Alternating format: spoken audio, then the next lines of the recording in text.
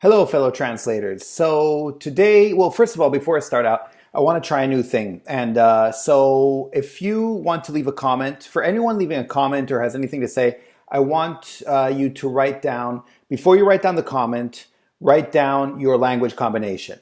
So what I mean is, and this is even if you're not a professional translator, if you just kind of want to be a translator, if you're just thinking of it, it doesn't matter what level you're at. But if you want to leave a comment, like you want to say something like, you look very handsome.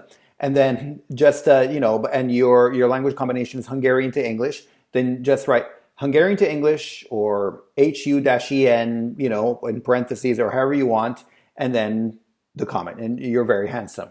And then someone else can write like, English to French or EN-FR or however you want to write it, and then no, you look weird.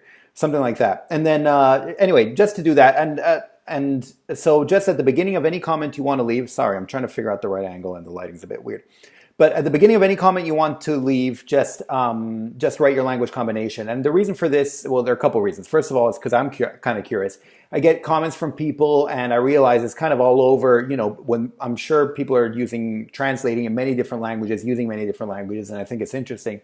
But also for you guys, because I think it's, it'll be beneficial to you if, say, you're a Hungarian to English translator and someone else is an English to Hungarian translator, Hungarian to French, say, or something like that. And, it might be good to say, oh, I speak Hungarian as well. Where are you based? And blah, blah, blah. And, kind of network a bit, get to know some other translators and see what their language combinations are and stuff like that. Again, even if you're not a translator yet, if you're not professional yet, or whatever level you might be, if you are professional, if you're not professional, if you're just thinking of becoming a translator, just, put your language combination. You can put an abbreviation or just put it at the beginning in parentheses or not, however you want, just language combination and then your comment. That's it. Anyway, okay, I've spent enough time saying that. So the video today is reply to one of the questions I got. And in fact, here, let's find the question itself so I can be correct about this, if I can find it anywhere. There we go. So the question is, oh boy, I'm not going to, sorry, wrong place. There we go. The question is from Eva Hyman. Sorry, I was looking completely wrong place. Anyway, because I can't, I listed everything wrong in my notes, but here I found it. So the question anyway has to do with time zones. Here, I'll read out the question. Hi, how do you find working across different time zones when you're traveling? Can it be a problem? It will be interesting to know your experience on this. And I thought this would be an interesting thing to touch on because I do work in different time zones, and a lot of you may as well. If you're freelance translators and you do Hungarian to English, say, you may have clients in Hungary, you may have clients in London, you may have clients in the US and Australia, or any other place who might need Hungarian to English. And this is by definition, since we're working online, it's pretty much a worldwide thing. We're working in different languages, so yeah, we can be all over the place. So we do have to deal with time zones. We have to deal with different times, when it's 9 a.m. here, it's 9 p.m. somewhere else, and et cetera, et cetera. So how do you do this? Well, there are different ways of dealing with this. So I'll go through the way I deal with it personally. It's the way I do it is most of my clients are based in Europe. They're either in Switzerland or in Italy. So what happens is I try to keep that sort of time schedule. Right now, I'm in Asia, I'm in Taiwan, which means that I'm 7 hours ahead of most of my clients. So what I do is I tend to work late, but I can sleep in late. So I'll sleep in late and take it easy in the morning, catch up on whatever I need to do, all that. But then come the afternoon, now it's close to 4 p.m. here, my time. And, 4 p.m. my time is 9 a.m. their time. So yeah, this is when stuff is starting. And, that's why I'm sitting down here and I'm kind of ready to see what happens. Now, I say, it's not like I have strict working hours from here to then. I just try to be on call in case they need anything and check my email. If I have work to do and all that, I work, I'll have done it already or already be working on it. So it's a bit of a combination. And while it might seem I'm stretching myself too thin, I don't feel like it is that way at all, because like I said, I can sleep in the morning, wake up when I want, get a cup of coffee, eat something, and then get starting to work. And then I work. And like I said, now it's 4 p.m. I've pretty much done the work that I needed to do. And now I just, I'm on call, basically, in case they email me, they have questions about the work or they need something new or stuff like that. and I kind of remain on call. So it's kind of okay. However, when I'm in the States, it's the opposite. There, everything gets shifted earlier because, once again, the States has a 6-hour difference for most of my clients in Europe. And so when I'm in the States, usually I'll be up early. And now, by the way, most of my main clients, they know that I'm in a different time zone. So, even if it doesn't work out, it's okay. But anyway, when I'm in the States, I switch it and it's all earlier, but then I finish earlier. And, then I can finish up some loose ends and then, and then I'm done. Now, having said that, I do have clients in other places.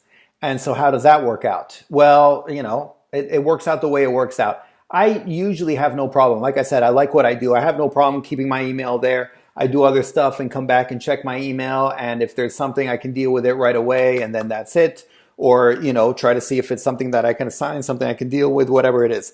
And so it kind of works out for me. I have my method. And it's by and large, it's usually okay. Now, I never hide from my clients where I am.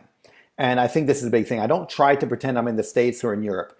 I might not mention it. So at the beginning, I was very paranoid with my clients in Europe when I was, moving abroad and going somewhere else. I didn't want to tell them. What I did was I didn't tell them, and I kept working for them for a few months. And then when I was talking to one of my main clients, I was like, so, we're just kind of talking about whatever. We're on over Skype. And, I was like, so everything's been going okay with the translations, everything? She's like, yeah, it's great. She's like, okay. I was like, okay, just want to let you know I'm in Asia right now. So, I just wanted to make sure that everything was okay and there was no difference. She's like, I don't care where you are. As long as you keep, producing what you're producing, we're fine. Like, it doesn't matter where you are. I was like, okay, cool. And so, yeah, I've never had any bad, anyone say, oh, no, you're somewhere else, so I can't work with you because you're there. We're freelancers. We work over the internet, so it's okay. They do want me to be available, and they understand. So what it is if I'm asleep when they email, I'll email the next morning when I wake up, which means they might not get a reply within an hour. Although, like I said, I try to keep the working hours of my main clients. But yeah, if I'm in Asia and I have a client in the US and I have a couple, I won't be able to reply in an hour. But, I'll reply when I wake up. So it's usually okay. For me, I should say it's never been an issue. And, usually when clients want you to reply in an hour or something like that, it's a pain anyway, because it means, they're feeling all stressed out and messed up. In fact, many times you kind of let it go for a bit and let them figure it out. And then, then they'll talk to you when they're more calm. But that's something else. Anyway, that's more or less how I deal with it. When other people have asked me about this, it usually depends what time schedule you're dealing with. If you can shift everything a bit earlier, a bit later, that's fine. If you don't have a main client yet or anything like that, I wouldn't worry about it too much. Usually when clients email you, they want a response, within 24 hours at least. But it doesn't matter which time zone you're in. You're going to be able to respond within like 12 hours, I imagine, and you can check your email at least and give a reply. So it shouldn't be too bad. I don't think it's too much of an issue. As when you have urgent, stuff that's urgent and that needs to be done, then you kind of need to schedule it a bit, but usually it's okay. And yeah, that's pretty much how I deal with it. So I was worried about it at the beginning, like I said, and I kind of didn't say it to my clients, but now it's not much of an issue. For my clients, I usually, if I have a long travel and I won't be able to work for like a day because I'm flying to Asia or something like that, then I'll let them know. But otherwise, I don't even bother that much. If they ask, I'll say I'm in Asia now, but otherwise it doesn't matter. So yeah, that's pretty much it. I don't know if you have any other experience, feel free to let me know, but I've found myself worrying about it, but that in the end, it wasn't much of a problem at all. And, just was kind of able to adapt and it was okay.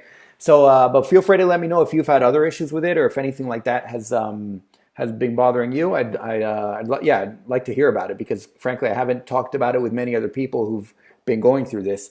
Yeah, that's it for now. And I apologize, by the way, for not having many emails out lately. You'll forgive me. We just had a kid. We're trying to figure stuff out. In a couple of weeks, we're moving back to the States from here in Taiwan. So we're trying to figure that whole thing out because now, we need to find a place to live. Looks like we'll have to get a car. I was happy we didn't have to have a car before because we lived right in the city and had everything there. But now it looks like it because of the kid. We need daycare and that's outside. Anyway, whatever. And so anyway, we've been running around doing a whole lot of stuff, and but I'm hoping I can start getting the videos going back again. Anyway, hopefully you found this useful. I have other questions that I need to get to. I will get to them. And otherwise, I will talk to you next time. Okay, thanks. Bye. Savedum.